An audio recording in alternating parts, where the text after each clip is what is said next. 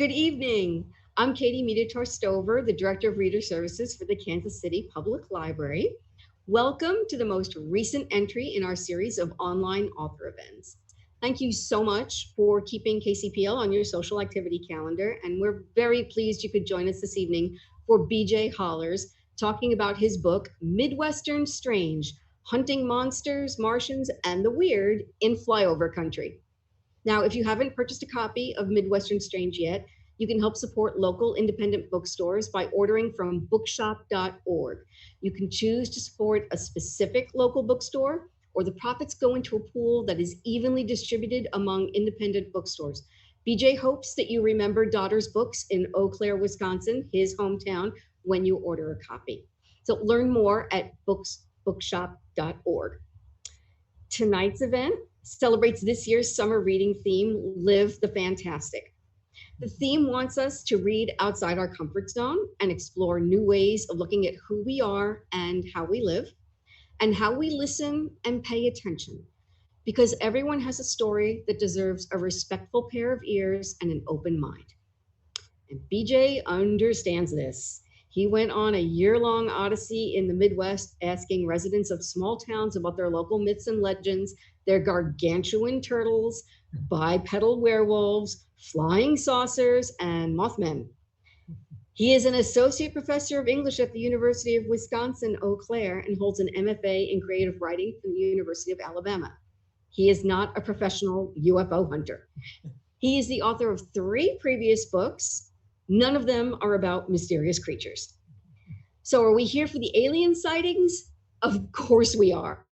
But you'll stay for the stories from the people who have seen these fantastic things, have devoted their lives to search and research and proving the truth is out there.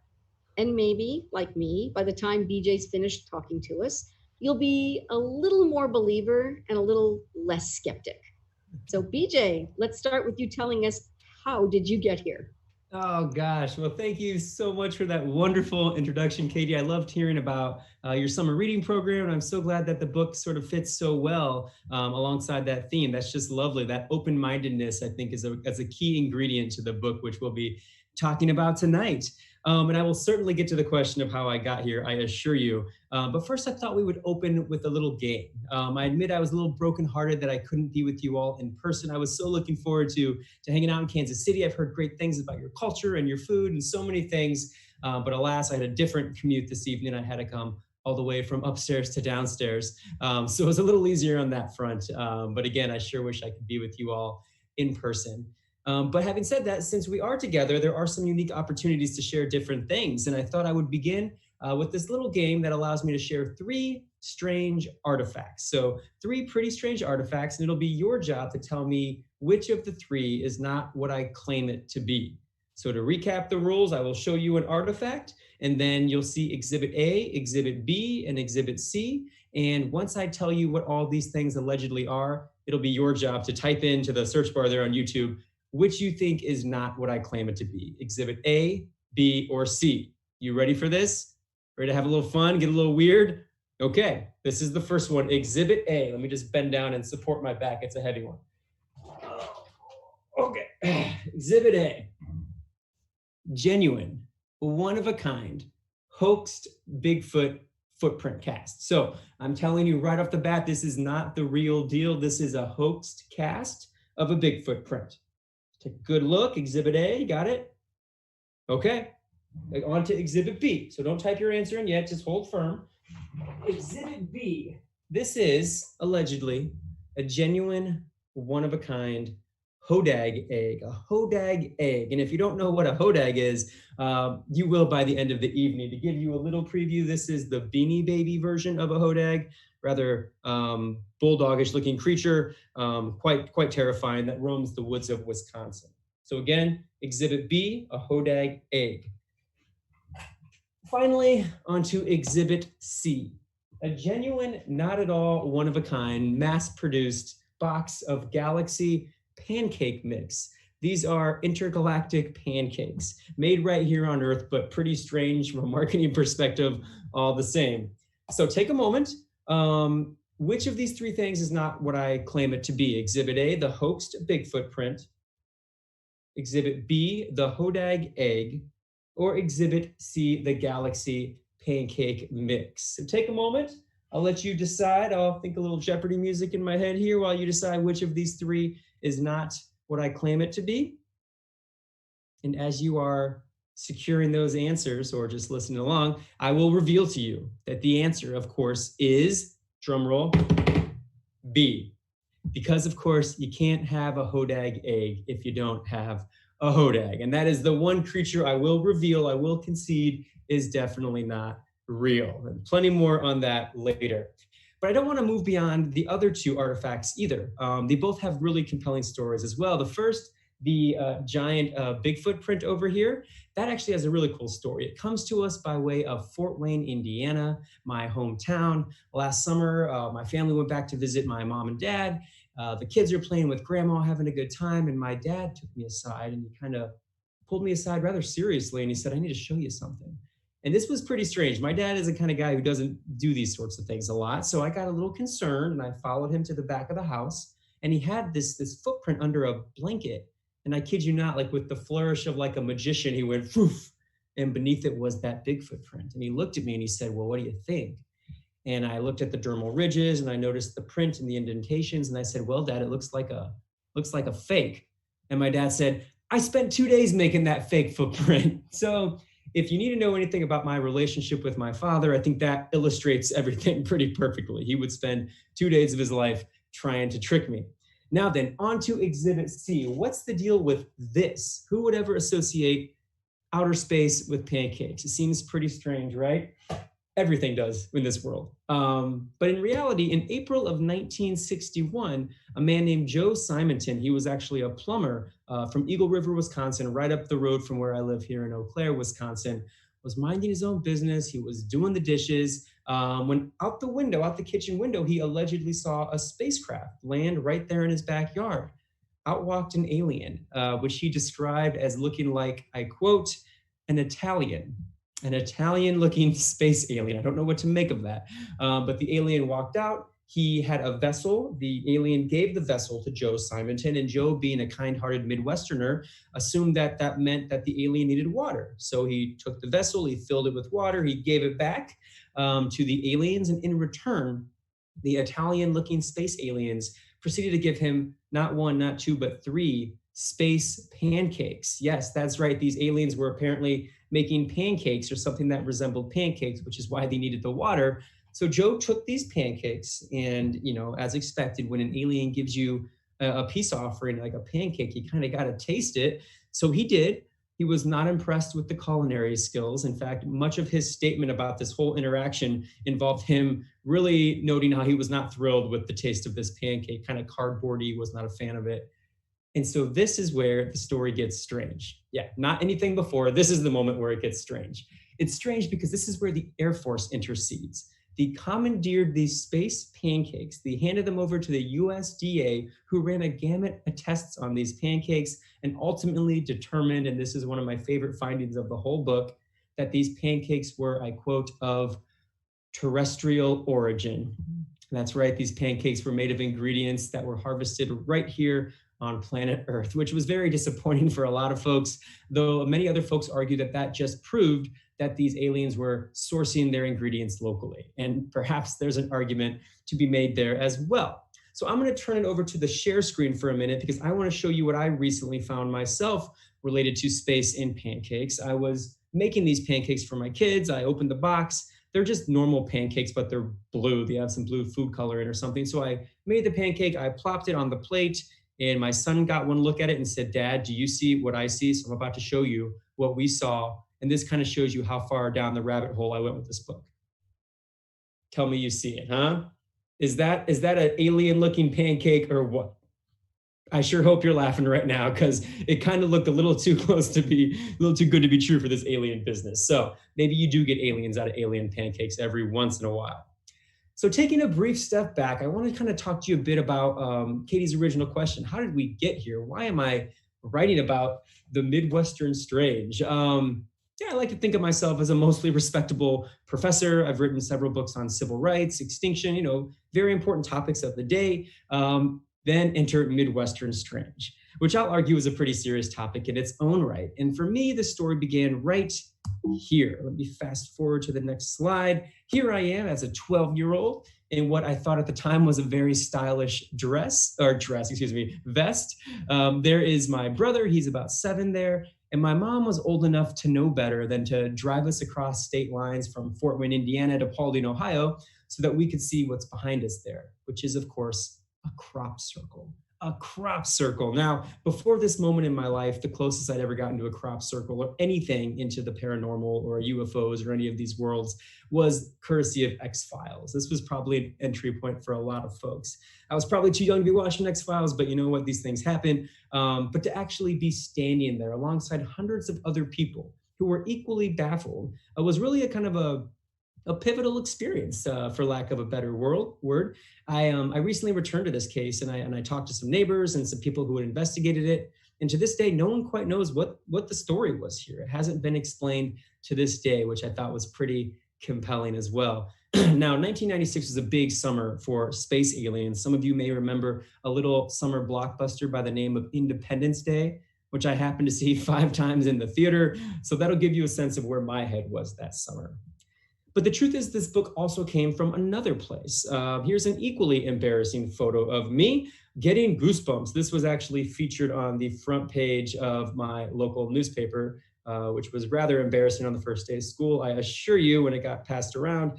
And in fact, just recently, let me get off the sharing here. Just recently, my mother's friend dug this out. She was moving. This is 25 years old. It is the big version of this gigantic werewolf-like creature hanging out above my bedroom bed there, as I pretend to look terrified by these Goosebump books, which is to say a lot of this came from reading books like Goosebumps, you know. I was in the paper because I'd started a Goosebump club, which basically meant I found the coolest 10-year-old literary folks I could find, and we would hide out in basements and garages and attics, and we would do all the things that most people reserve for like Halloween parties. So we would kind of skin the grapes and pass them around, and those would be eyeballs. And we would have the uncooked pasta, and that was, of course, the guts from the witch. And we would do this like every 2 weeks for about a year. And it became a really wonderful experience and a way to kind of bond early in my life with fellow readers who had common interests. So that was a blast. I read books like The Werewolf of Fever Swamp, right here, one of my personal favorites. But then a terrible thing happened. One day I read all the Goosebump books. I mean, I was devouring these things, and I was really dispirited because I didn't know where to go next. You know, where do I go to find new reading material? So I'm kind of sheepishly walking across the public library one day, and suddenly I find all these new books I'd never seen before, books on Bigfoot and Atlantis and the Loch Ness Monster. And one thing they had in common was these strange new numbers right along the spine there. All these books had these numbers. They, of course, were Dewey Decimal numbers. It occurred to me that I was looking at nonfiction books about aliens, nonfiction books about Bigfoot.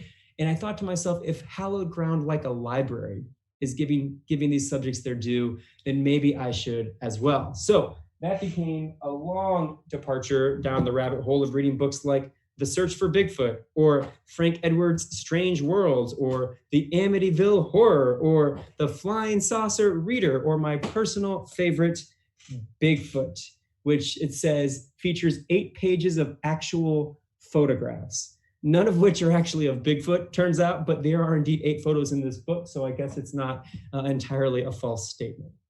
So the last place where this book came from, and then I want to bring Katie in here and have some conversation about it. Third place this came from was the classroom. I was teaching at the University of Alabama about 10 years ago now.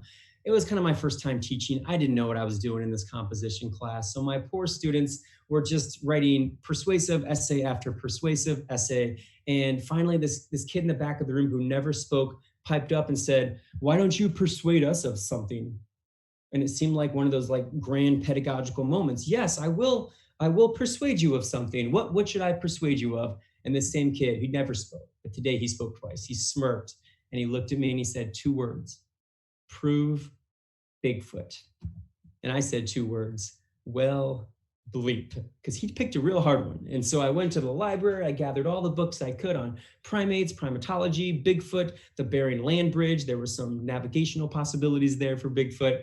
And I tried to craft this essay called In Defense of Sasquatch, where I was trying to essentially prove the possibility that Bigfoot may not exist. So I'm not even saying he did exist, just may not exist. A little verbal judo there, if you will. And along that research way, I found a lot of really curious facts.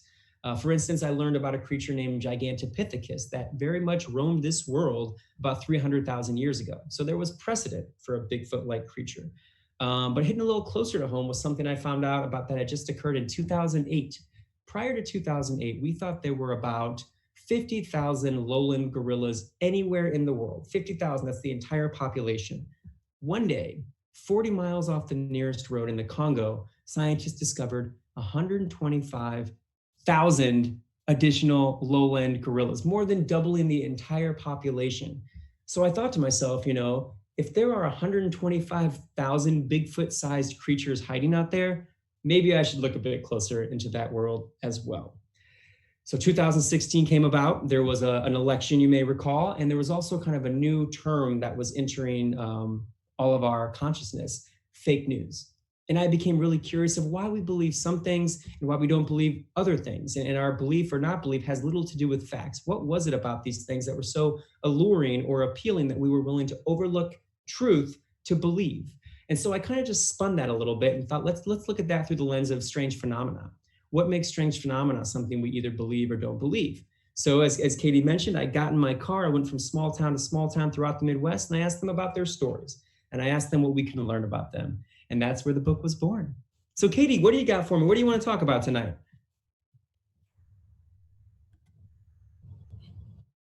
Hi, BJ. I didn't want you to think I disappeared. Well, I'm fascinated with the psychology behind all these different stories and how eager people were to share their stories with you. And what struck me was first how much I laughed at your students making you write a persuasive essay, because I have taught English comp and freshmen can be brutal and scary and alien-esque. But what I love that you wrote when you wrote about that is how you couldn't not prove it. Right. And I thought, well, then what is it? What is it about all these stories that make us want to believe so hard that these things exist, even when there's a big chunk of our minds that are telling us, this isn't true, this isn't true. Why do we still want to believe? Yeah, and that's the $1 million question, and I've thought about that for so long now, for several years, in fact, and kind of reflecting on my own experience and then also looking at experiences beyond my own to see what other people think. And of course, there are psychological reasons for these beliefs. We can look at things like confirmation bias, where if we want to see something, we're going to find a way to see it, and we can talk about things like the pattern seeking that goes on in our brains, where, if we can't quite figure out what that shadow is, we will intuit what that shadow is based on previous shadows we have seen that might help us come to some consensus on what we're seeing. This goes back to early humankind, where we did this to protect ourselves. If we thought we saw a mammoth out in the distance, if it looked like a mammoth, we knew to run and hide, and so there's that sort of thing. But there's also a lot of an emotional side to this as well, and as you referenced, when our more rational parts of the brain are in conversation with the emotional parts of the brain, emotion often wins. It's hard to reason with emotion when emotion is kind of taking priority. And so that's a really interesting part of this too. But I think the other part that I kind of referenced in the book is that despite all the kind of reasons and why and rationales for believing and why we do it, some things just remain unexplainable. It's just as simple as that. And that's the place where I really revel in, that unknowing, which to me feels like humility. I really like living in a world where we don't have to have all the answers. I think there's a bit of arrogance to folks who really just, oh, well, that must be that, or that must be that. And when in truth, we don't know, until we give a species a genus and a species name, it's unknown to us, until we classify it and we kind of give it a place in the taxonomy, then it's a little less strange. Then we have an easier time accepting it. So we need this sense of mystery. This it's important to us. I certainly think so. And I think it kind of goes toward this kind of inquisitiveness that can help us in all walks of life. Something I tell my students a lot is, I'm not here to teach you what to think. I'm here to teach you how to think, on my best day, if I'm really lucky. And I think that kind of goes back to this too. The minute we think we already know the answers is the minute we'll fail to see any answer beyond that answer. And so it's easy to dismiss these claims. It's easy to say, oh, Bigfoot, that's silly. But if you look closer at polls, in truth, 56% of Americans believe in extraterrestrial life in the universe. That's over half of us believe in that. And that number actually goes up to 60% when you look exclusively at young Americans, 21 and under. And so something is going on here. And there are plenty of things I think that are out there that we don't necessarily see, but we still feel and we still intuit and we still believe in, millions of people go to church every Sunday. Millions of people probably don't see their deity every time they're in church. Nevertheless, there's a faith that keeps them going back, and I think it's wrong to underestimate something just because you can't hold on to it physically. That's what struck me, was how people need to hold on to that idea of faith, of mystery, of magic. And yet there are some people that will devote their lives to finding an answer, which would then remove the magic from their lives, remove the mystery, remove the thing that's propelling them. So what happens? What is that juxtaposition in us? And what happens when someone does devote their life to debunking their personal mysteries? Yeah. There was a phone call I had early in with a very high level member of the Mutual UFO Network, one of the earlier groups, who told me very clearly, I've never used the internet. I have no contact information anywhere in the world. How did you get this number? I just kind of happened across it. And we kind of became friends. And the first thing he told me when I shared this book, he said, look, I dedicated a good portion of my life to studying UFOs. It ruined my marriage. It ruined my career. And you better think long and hard before you go down this road. And that gave me serious pause, as it would for anyone. I was kind of approaching this from kind of a pop culture angle, I guess, more than like necessarily a scientific angle. I wasn't necessarily out to prove the existence of UFOs or Bigfoot. And if I've heard a critique on like Amazon reviews, it was like, well, this book didn't even tell me if Bigfoot's real. And I want to be like, if this book told you if Bigfoot was real, my advance would be far higher than what it was, I assure you. But that really stuck out to me because here's a guy who had done that. And I think he was very disappointed by not getting the answer. So for me, there's kind of two types of folks here. Folks like me who revel in the mystery and don't need the answer. And then folks who revel in the mystery, but really are seeking the answer. And it's a lot easier, I think, to live in this world where you can be satisfied just for being there than those who really wake up every morning and keep persistently pushing up that hill in the hopes of kind of that breakthrough moment, which is just virtually impossible to find.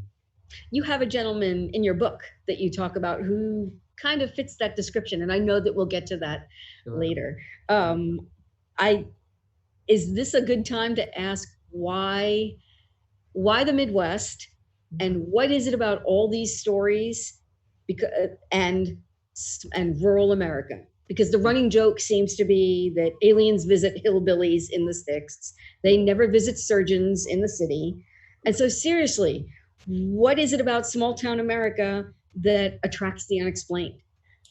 That's a great question. And I don't think aliens are out there saying, oh, that looks like a quiet field. I'll just go over here, I think there are a lot of things that could factor in here, and I wouldn't be so bold as to offer too many conclusions on that. But I do think there is that perception that you mentioned. But I was doing some research today, actually, to figure out if that really holds up. And so I found this article of kind of like it ranks the states, which states have the most UFO sightings. It was very helpful. The state with the least sightings, surprisingly to me, was Mississippi. No one in Mississippi sees UFOs, just doesn't happen, Meanwhile, the top 5 were New Hampshire, Washington, Maine, Oregon, and Vermont. So here I am focusing on the flyover states thinking there's some cool stuff in the heartland. In reality, everyone on the coasts are the ones seeing these things. And so a lot of those folks actually aren't the farmers and aren't the rural agrarian folks. There are sometimes the surgeons. I think the difference is not just who is seeing these things, but who is willing to report what they're seeing. And a lot of folks you mentioned who were willing to talk to me in this book, but there were twice as many who weren't, and they know very clearly, if I talk to you about this, people are going to start asking me where my tinfoil hat is. There's a reason why we don't talk about seeing UFOs around the water cooler at work, and it's because of the stigma attached to that. I did a little more research, of course. Wisconsin ranks 31st for UFO sightings. About 35 out of 100,000 people see UFOs, and Missouri is 15th. So 47 sightings out of every 100,000 people. So not bad, not bad. So it sounds like the odds of me seeing a flying saucer or an alien are better than me seeing a tornado. I have not seen a tornado yet.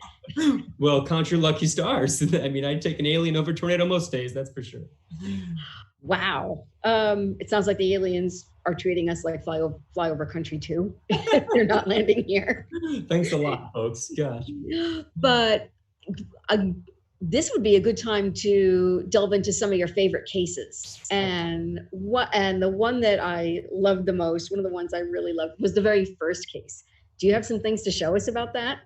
Absolutely. Let me pop up my little image here, and then I will tell you all about the Beast of Bray Road. So I believe this one. Do you? Well, there we are. There is our image. And just the short recap of what this one is all about. Our story begins in 1989. A woman named Lori Indrizi was coming home from work. She worked at a restaurant/bar, was driving down a rural road in Elkhorn, Wisconsin, when she saw allegedly this. And this isn't just a werewolf-like creature, a wolf-like creature. It is a bipedal wolf creature. This thing was running at her on 2 legs. And if it was just a one-time sighting, that would be one thing. But this was seen again and again. A couple months later, a woman named Doris Gibson saw it, and she has a great quote. She saw the thing run, and she said, "I've never seen anything run like that, and my uncle is a track star." I love that quote, because if your uncle's a track star, you're going to know a thing or two about bipedal wolves, So that's the short version of the story. What is this bipedal hairy creature that people continually see around Elkhorn, Wisconsin? And there are plenty of theories, mutated wolves, just wolves who are hopping on 2 legs. But then you got the parallel universe stuff and everything in between. So lots of theories, not so many answers for this one.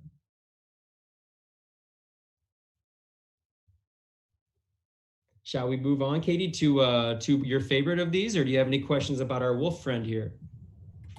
What I liked about this particular story was the 2 women you interviewed. So can you talk a little bit about how believable they were? Because that's what struck me more than anything.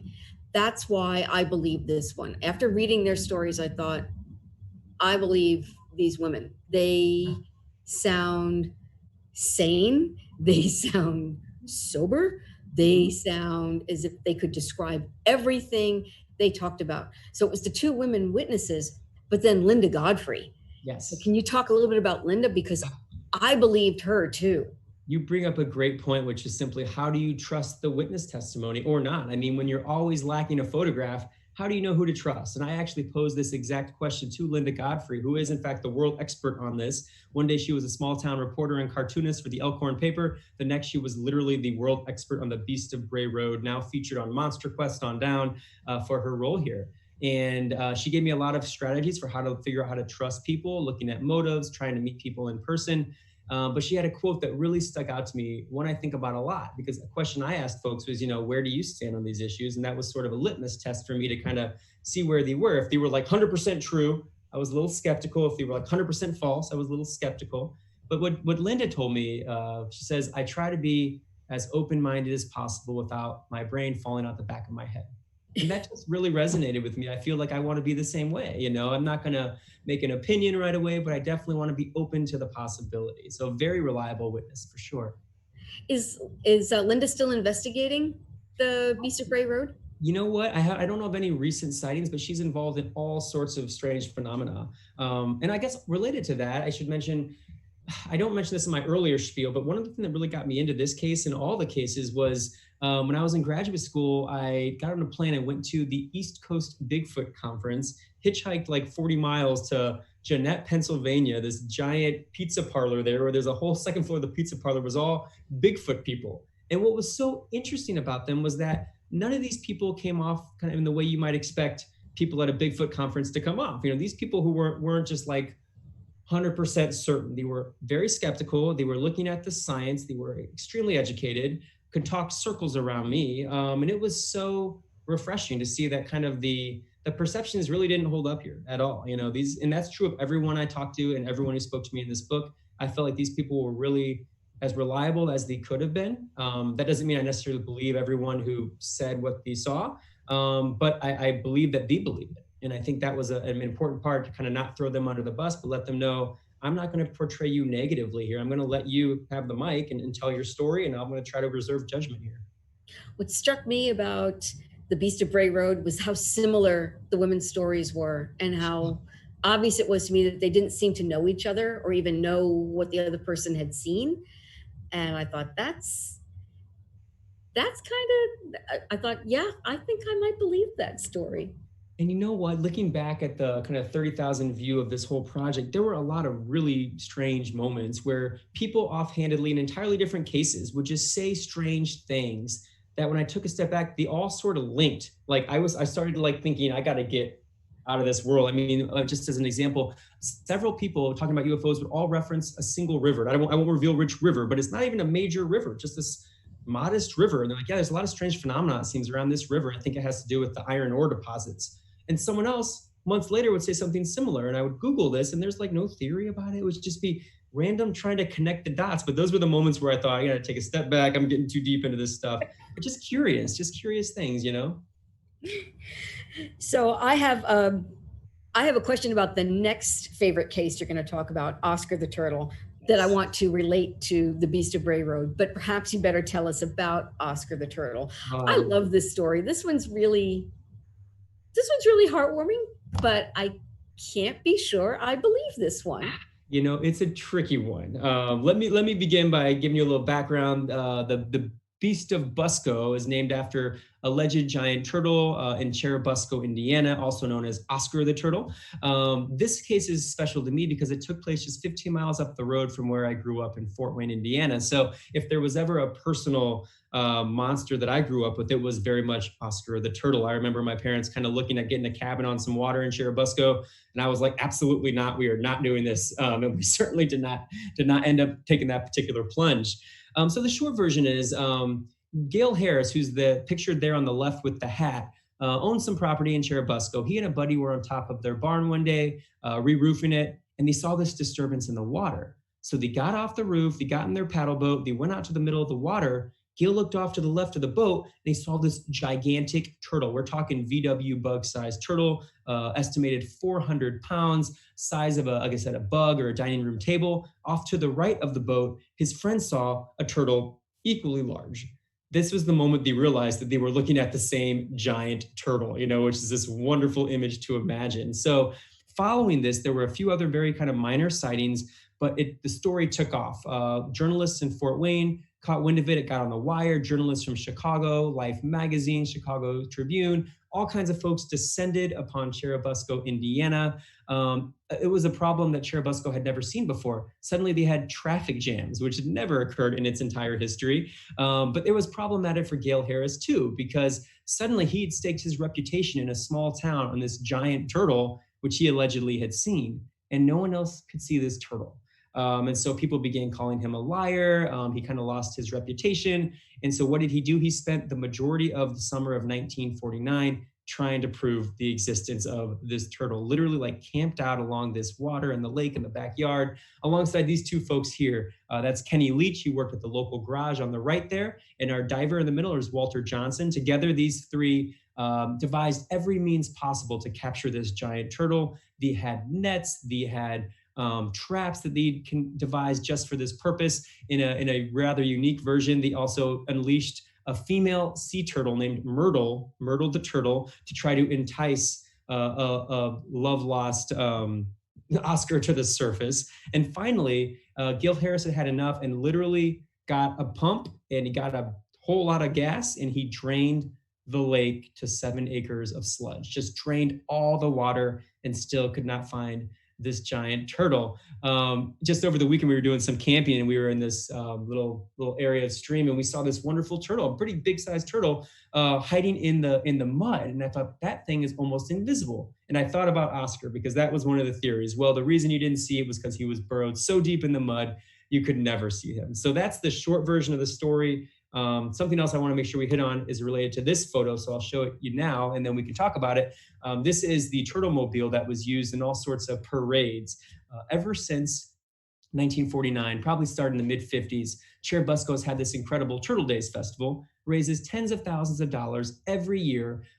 This particular turtle, I think, has been in parades everywhere from Chicago to Atlanta. It goes all over the place, or it did at least. And it just kind of put Churubusco on the map.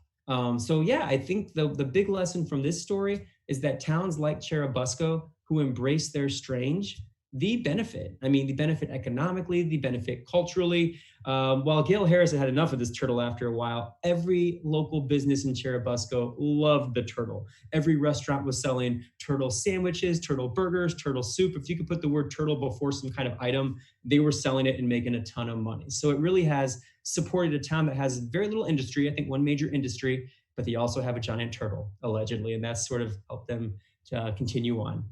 So what do you got for us, Kate? What are you thinking? Katie, excuse me. I love this story for the human element. Yeah. About Gail Harris and how determined he was to prove that that turtle he saw existed. And there was one part of that story that I wanted to ask you about, because Gail saw it and he rode out into the middle of the lake with a pretty reputable person in the town, the Reverend. The Reverend, yes. And so did the Reverend back up Gail's story? He did. Initially, for sure. I think there might have been some hesitancy later on. But I spoke to a relative of the family, a guy named Miles, who actually runs the local funeral home now. Just to back up, there's a small history center in the town of Churubusco. There are two men who work there. Both of them are named Chuck, hilariously. And I asked these folks, is there any proof of this turtle? Is there any proof left? And Chuck 1 looked at Chuck 2 and he said, well, we had that net. So I'm all ears now. Chuck 2 looks to 1. I say, well, where's that net? And he goes, I think it's in the basement. Chuck 2 looks to 1. Well, what basement where? And we go back and forth for a while. We finally tease out that this giant net that they had used to allegedly momentarily capture this turtle is in the basement of the funeral home in a horse trough. So I knock on the funeral home door. There was a funeral in progress. It was very embarrassing. But the proprietor, Miles, who was related to someone who had seen it, I think loosely related to Gail, but also related to other folks in town who had seen it, took me into the basement of this funeral home. It was just as scary as you might imagine. We found a horse trough. We looked inside, and sure enough, there was a giant net with a big hole in it. So one of the big challenges of this book is to find definitive proof of anything.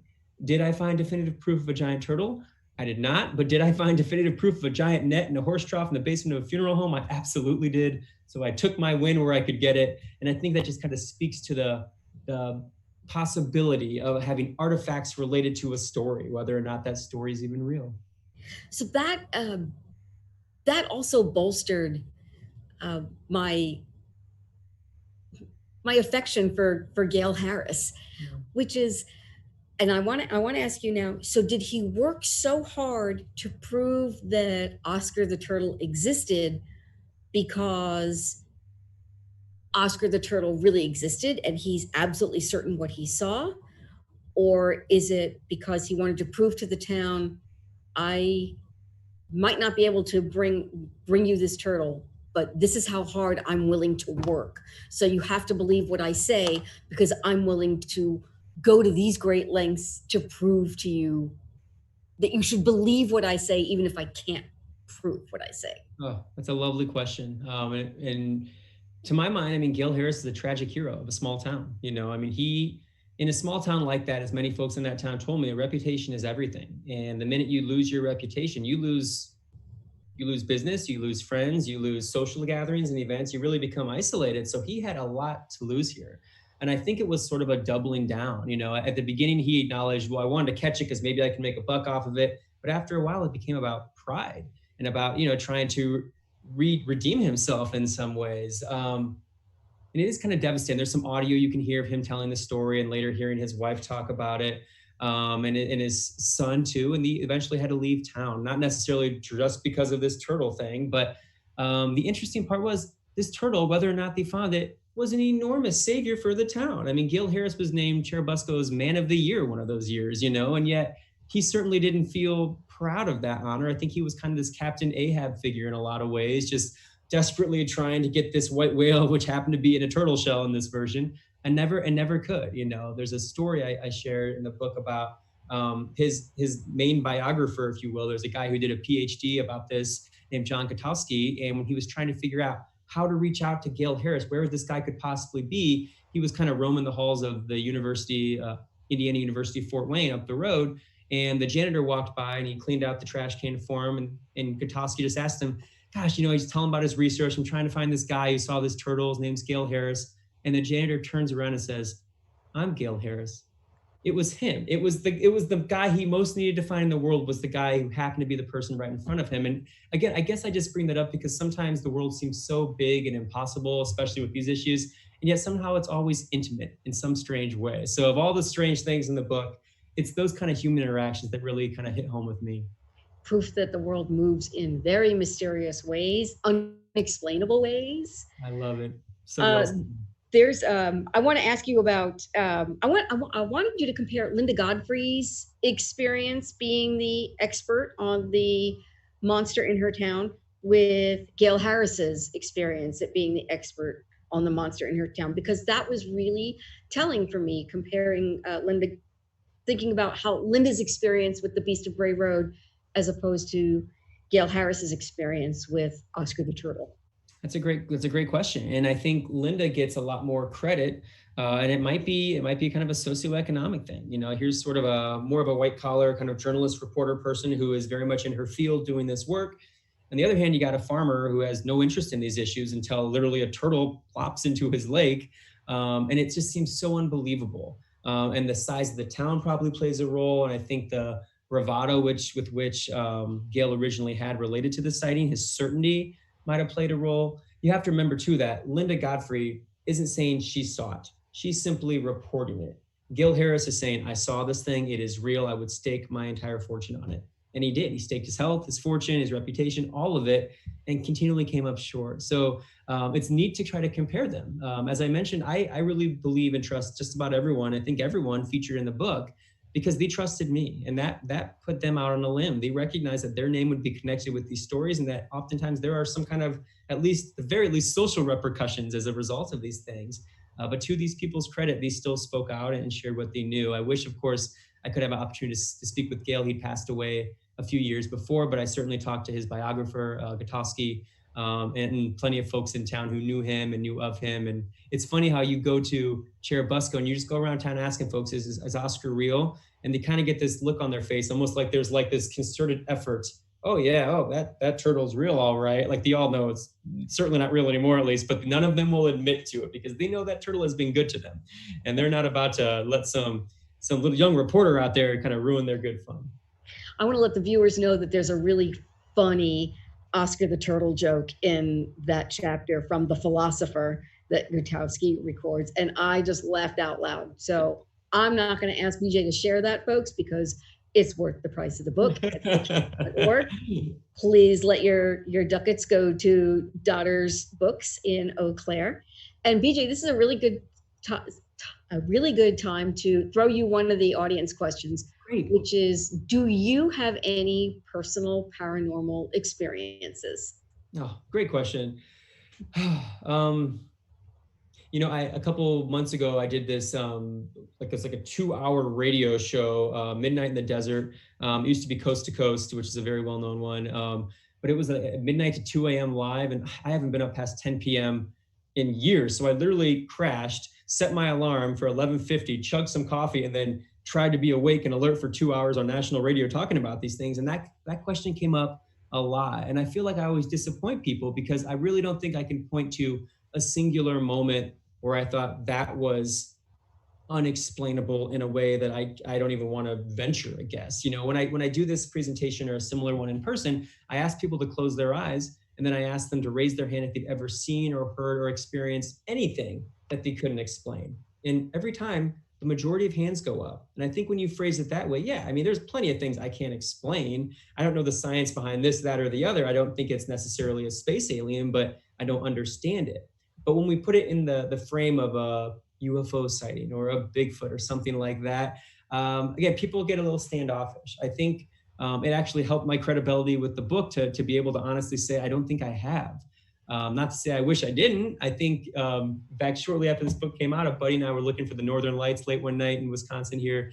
And we did see some lights in the sky that we assumed was a satellite, probably a satellite. Occam's razor said it was a satellite, but he was looking on his phone. He didn't see any satellites going down by the sky that night, you know, and it's just enough to think, not saying it's a UFO, but it's curious enough to make you to kind of hold your gaze there for a moment more. Let's have a look at your other favorite case out of this book, the Hodag, which before we started tonight, I have no idea what a Hodag is, and it looks like a chupacabra, but maybe you should tell us a little bit about the Hodag. I'll tell you what I can. Of course, you were already introduced to it when you saw the Hodag egg, which of course was not a Hodag egg. But yeah, let me share one of my favorite photos from the book up here, and then I will tell you all about it. So here's the photo. I just love this photo. It looks like it's straight from Central Casting. All of these kind of, bowler cap men of the late 1900s late 1900s here in Wisconsin wilderness. This was taken right within the city limits of Rhinelander, Wisconsin, I believe around 1895, maybe 1899. And these are a group of folks who are allegedly trying to capture the horrible Hodag. So what is the Hodag? The Hodag is a creation, a fabrication of a guy named Gene Shepard. Gene is the one holding the large stick there on what's probably the right side of the screen at the very edge there. Gene was an incredible timber cruiser. He knew how to help logging industries find great lumber. He could have made an enormous fortune just doing that and nothing else. But that was not Gene's way. He was a bit of a snake oil salesman in many senses of the word, and he really wanted to find reasons for other people to join him in Rhinelander. And so he conceived of this Hodag creature. It's been described in many ways. I was actually on Inside Edition trying to talk about the Hodag, so that was a hilarious claim to fame. But it's kind of, it has elephant features, it has snake-like and lizard features. It's all kind of a smorgasbord of animal, which you see before you there. But there's all these stories of these hunters going out to capture it and using chloroform and using grenades and bombs and everything they can. But what's cool about this story is Gene Shepard used it as a way to lure people to town. People would get off the train in Rhinelander, they'd grab a bite to eat, and they'd knock on Gene Shepard's front door. And they'd say, "Can we see the Hodag?" And sure enough, he would always greet them and say, "Absolutely, thank you for coming, follow me." And he would take them to the barn. And then he would leave them at the very edge of the barn, right before the shadows, and he would give some kind of signal to his sons, "Hope the Hodag's ready to be seen," or whatever he might have said. And then he would walk into the deep shadows of the barn, and his kids would start making all kinds of terrible screeching Hodag-like noises, which would of course freak out the people who just came off the train. And then while they were doing that, Gene would change his outfit. He had an exact replica apparently of his outfit, or a second version of his outfit that was shredded. So he would move from one suit coat to another suit coat, this one shredded. He would come out from the shadows breathless and say, "Oh, I'm so sorry, folks. Clearly we can't see the Hodag today. He is in no position to be seen. Please come back again next time." And sure enough, people did come back again and again. And Rhinelander became a town, in part, I think, because of this creature that lured people there and helped them see, you know what, there's more to Rhinelander than just its monster. There's beautiful lumber, there's beautiful lakes. Today, its main industry is tourism, and if you drive into town, you will see a gigantic 30-foot Hodag statue right there in front of the Chamber of Commerce building. What I love about this story is it's clearly fabricated, clearly kind of a boosterism tendencies to bring folks to town, but it's been adopted fully. Every year at the Oneida County Fair, there's a former mayor named Jerry Scheidel, who's truly like the recreation of Gene Shepard. And he plays that role so well and does this whole act that I just described for people at the fair. I've seen it in person. It's incredible. The last thing I'll share about the Hodag, which bears noting, is that in 2012, it was actually featured on an episode of Scooby-Doo Incorporated. And if that wasn't enough, in 2014, J.K. Rowling added it to her list of fantastic beasts. So it's come a long way from the wilds of Rhinelander, Wisconsin, all the way to a J.K. Rowling book.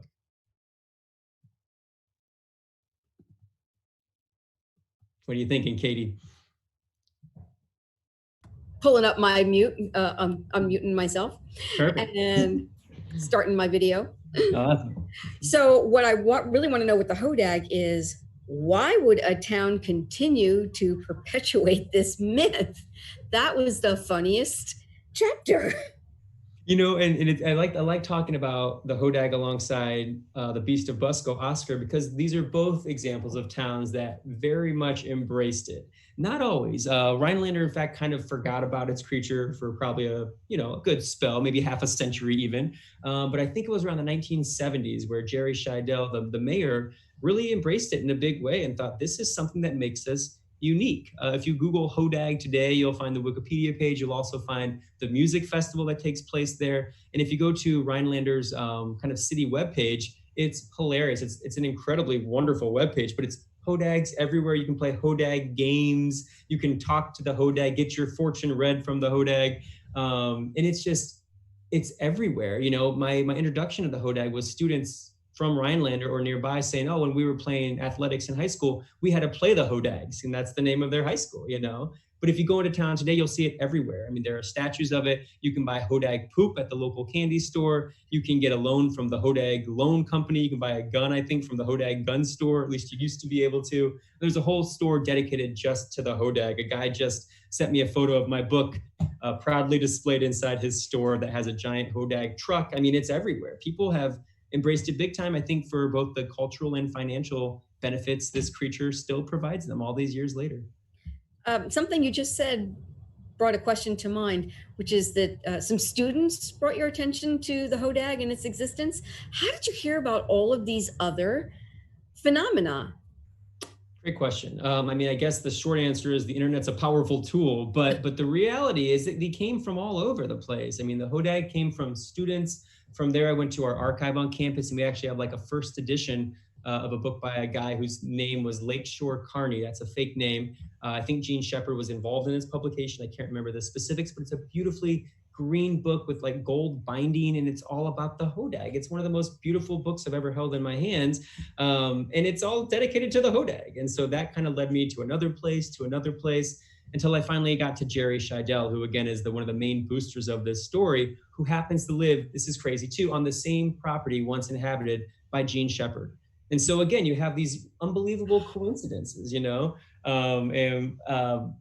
thought the barn behind his house that used to be Gene's barn was actually where the Hodag was constructed. And I had to break it to them, but in some archival research, I discovered it was actually constructed like a block or two away. But that barn still has a major history with the Hodag, all the people knocking on that door from the train station. So yeah, I guess that's the short answer to it all. We have an audience question from someone who wants to know if you ever had a chance to interview or chat with Art Bell. He was the original host of that paranormal radio program, Coast to Coast AM.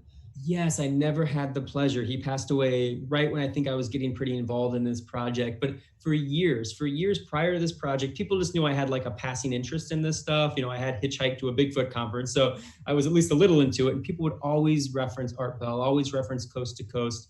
And I'm embarrassed to admit that I really didn't start listening to recordings of it until after his death. But having had the opportunity to be on that Midnight in the Desert show, which is the kind of the reimagined version of that show, I got to say it was a really humbling experience. I was a nervous wreck about that interview because these people are serious about their strange phenomenon. I had just literally woken up 5 minutes before. I was afraid these people were going to just blow me to smithereens with very highly detailed questions and kind of take me to be the outsider that I am in this subject. But people were so earnest and open and lovely and empathetic, and in some ways it felt like a group therapy session. People just wanted to be heard and believed. And I got to say, of all the audiences I've spoken to, I was most surprised by what happened on that radio show, because it wasn't, again, a lot of times it's kind of like the midnight truckers driving through the desert, literally, and listening to the show, but also people at home alone at midnight, wherever they are, just wanting to talk to someone and be heard. And that was a warm and unexpected feeling, I guess. So short answer, I'm afraid I never talked with Art Bell. I guess my own paranormal, or I guess supernatural, spooky person that I really fell in love with, and who was a great mentor for me, isn't really in that world per se, but it's the author Ray Bradbury. And he was a big mentor of mine. And I mean, the short version is I wrote an essay about him when I was in junior year and it won a major contest. And he called me up. It was about Ray Bradbury. He called me up. And I was so shocked that he was calling me. I lied to him. I said, I'm in the area. I'd love to shake your hand. He said, well, come on over. We were 2,000 miles apart, but senior year of high school, I found my way to his house and knocked on his door. And we kind of had a lovely, lovely friendship ever since till he passed away. We have another audience member who wants to know if you've ever looked into Mills Hole in Washington, and I am not familiar with this phenomena. So if you know anything about it, please Ooh, enlighten me. I don't think I can enlighten you, but is it Mells, Mells? It looks like it's Mel's Hole in Washington. Okay. So, I'm going to make a quick note. I don't know it, but so folks, BJ's writing this one down. Maybe it'll make the next book. Ooh, I've seen a whole lot of hits on it though. This looks like something very much up my alley. So thank you for that wonderful note. I will try to stay out of that hole, but also probably go straight down in it. So that's right, another rabbit hole for you. Yeah. So we're getting towards the end of this, and I have to conclude with the question that I'm sure many other interviewers have asked you, which is, do you believe all of these stories? Mm-hmm. And if you don't, which ones seem possible? Yeah, that's the other $1 million question. That's $2 million worth of questions tonight, Katie. Well done. I have a statement I often give for this. So I will start there, and then maybe we can have a longer conversation about it too. But what I often say is simply this.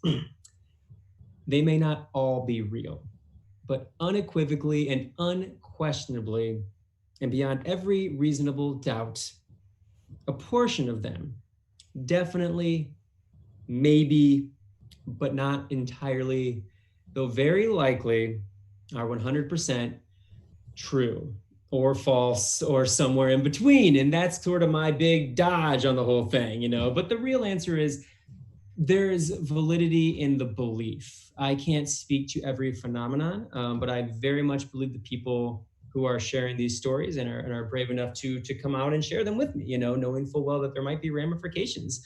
I think the UFO phenomenon is the one that really is perhaps most interesting and perhaps scary to me. Just seems a little more real. Bigfoot may have been real 300,000 years ago. Maybe we still got some of those squatches roaming the wilderness, who knows?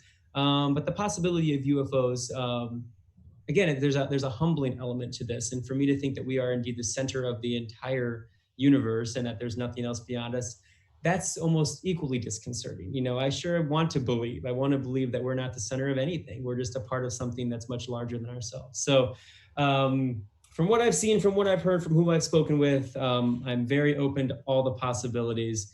But looking more specifically at the case files in the book, Hodag we know is not real.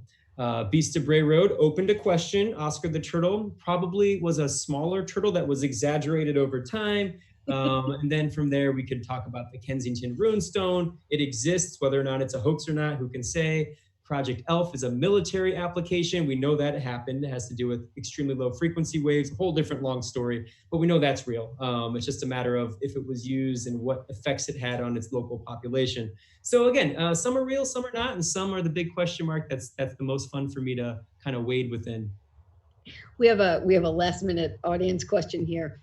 Can you talk about a bat squatch? Apparently a flying cryptozoological primate?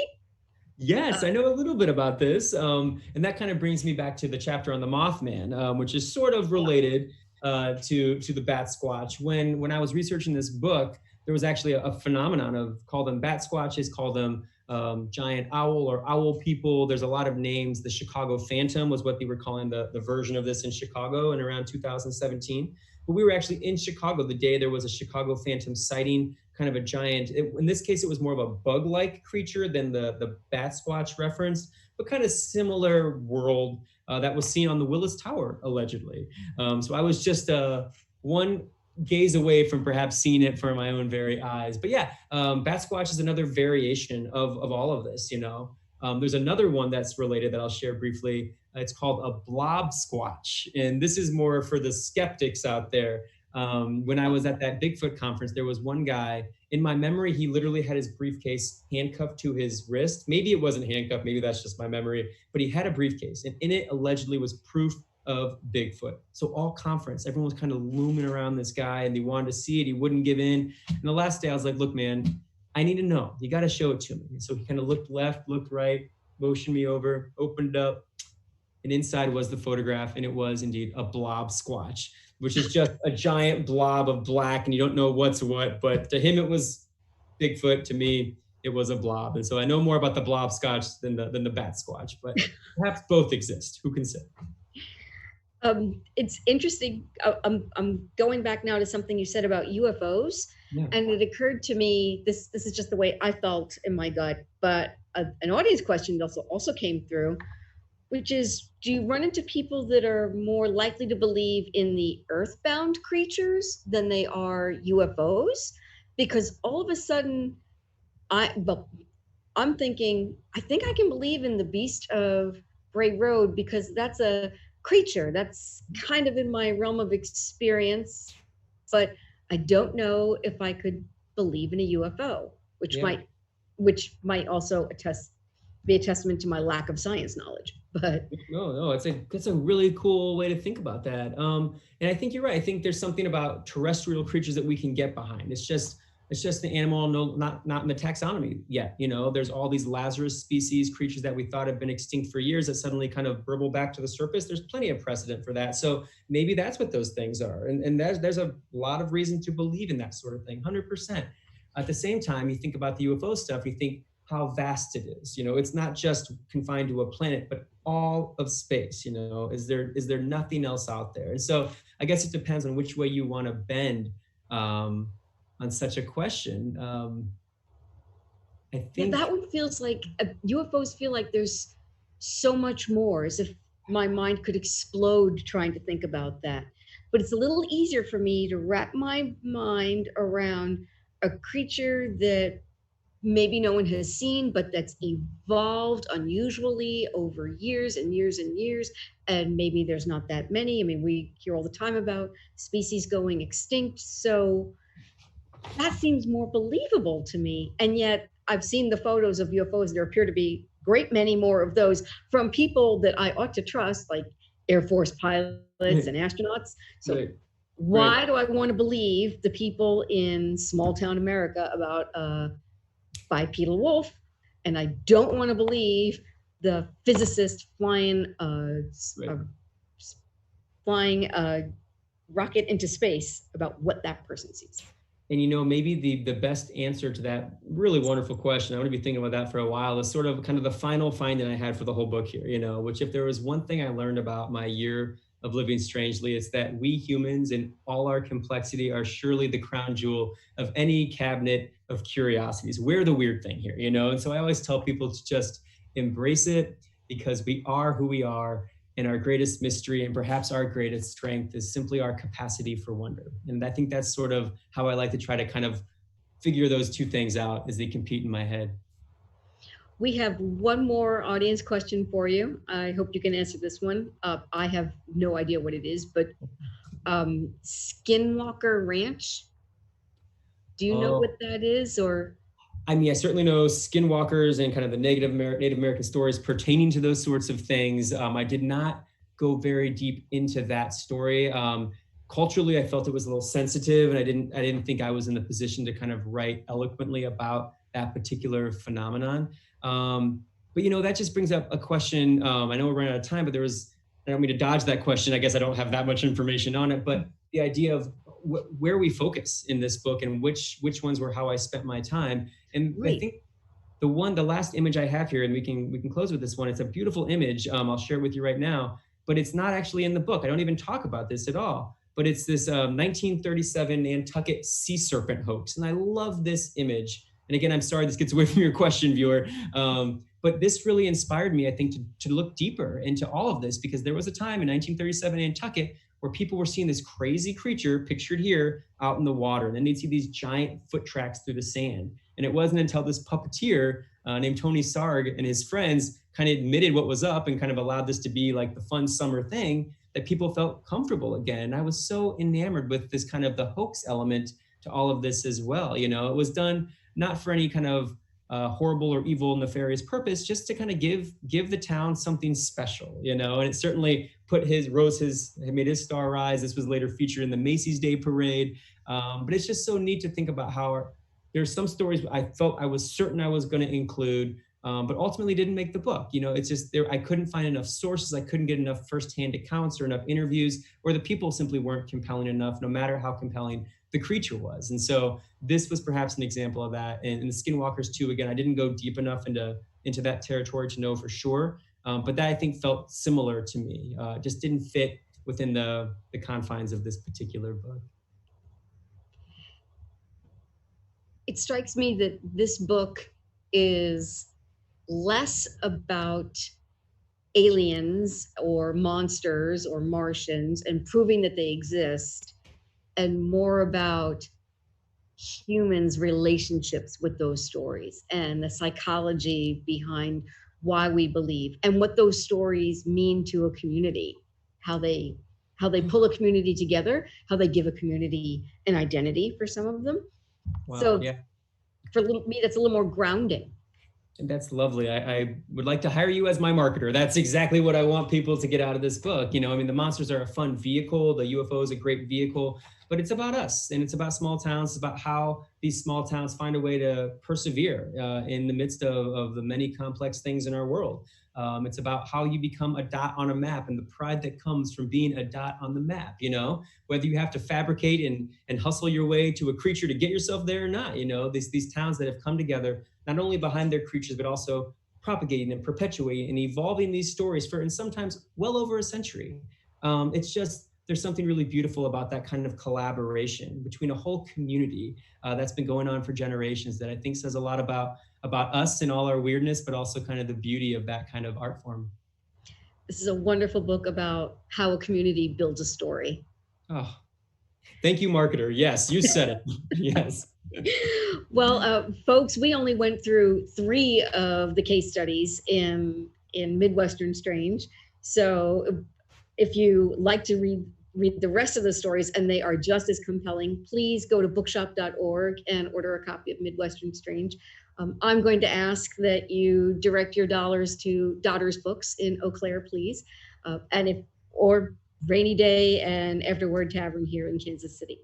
But BJ, thank you so much for an interesting, lively discussion about what is out there, truth or fiction. Thank you so much, Katie. That was a blast. Good night, everyone. Hope to see you at the next one.